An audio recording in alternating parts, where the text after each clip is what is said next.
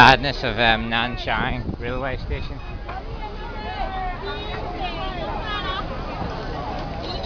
This is Nanchang in China. That's the train station there.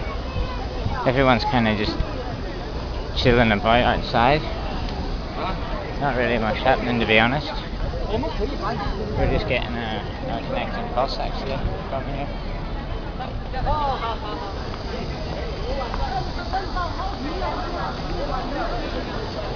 Through the crowds of millions of Chinese people in this mega city, capital of Jiangxi province, Nanchang.